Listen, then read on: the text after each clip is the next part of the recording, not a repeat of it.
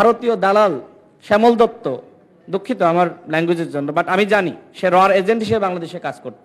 2018 সালের কোটা সংস্কার আন্দোলনের পরে একটি টেলিভিশন টকশোতে গিয়েছি, যাওয়ার পরে চেয়ারম্যান বলে যে এনএসআই তার বিরুদ্ধে নিষেধাজ্ঞা জারি করে রেখেছে, সেখান থেকে তো আমাকে ফিরিয়ে দেবে। তারপরে অনেক ইয়ে করে কোনো রকম মানে টকশো করতে দিল।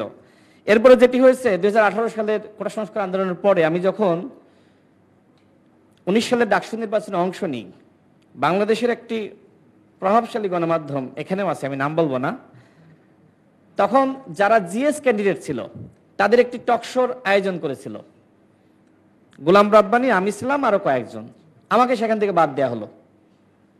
বাংলাদেশের একটি প্রভাবশালী গণমাধ্যম, আমি যদি বলি নাম আপনারা বিশ্বাস করতে পারবেন না, আমাকে সেই টকশো থেকে, মানে এইবার দেখেন নাই যে তারা বটতলায় যে টকশোগুলো করছে, আমাদের সময়ও একটা টেলিভিশন চ্যানেল আয়োজন করেছিল, আমাকে বাদ দেওয়া হলো এবং আমাকে বাদ দেওয়ার জন্য টকশো একদিন পিছিয়ে দিল। মানে আমি কথাগুলো কেন বলছি যে মিডিয়া কিভাবে কাজ করেছে বা মিডিয়ার স্বাধীনতা কতটুকু ছিল। এরপরে দেখেন, আমি নিজে প্রেস ক্লাবের সাধারণ সম্পাদক ছিল শ্যামল দত্ত। আমরা একটি প্রোগ্রাম করব আমাদের দল গণ অধিকার পরিষদের, আমরা গেলাম অনুমতির জন্য। শুধুমাত্র গণ অধিকার পরিষদের নাম শুনে এই শ্যামল দত্ত সাহেব তিনি আমাদের অনুমতি দিলেন না।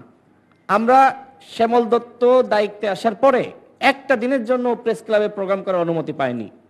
অন্য দল পেয়েছে, বাট আমরা পাইনি। এর একটাই কারণ হলো যে আমরা ভারতের আগ্রাসন এবং আধিপত্যের বিরুদ্ধে আন্দোলন করেছি। এখানে মাহফুজ আছে, তারা সহ আমরা কিন্তু ক্যাম্পাসে অসংখ্য আন্দোলন করেছি ভারতের আগ্রাসনের বিরুদ্ধে।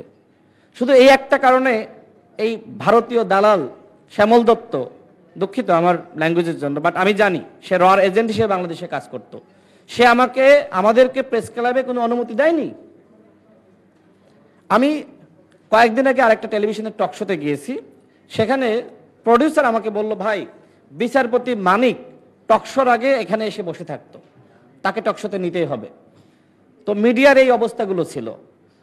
আমরা এই কারণে, আমি মিথ্যা বলছি না আপা, এটা আপনি চাইলে পার্সোনালি, আপনার সাথে তো আমার 18 সাল থেকে সম্পর্ক, পার্সোনালি আপনার সাথে আমি কথা বলাই দিব।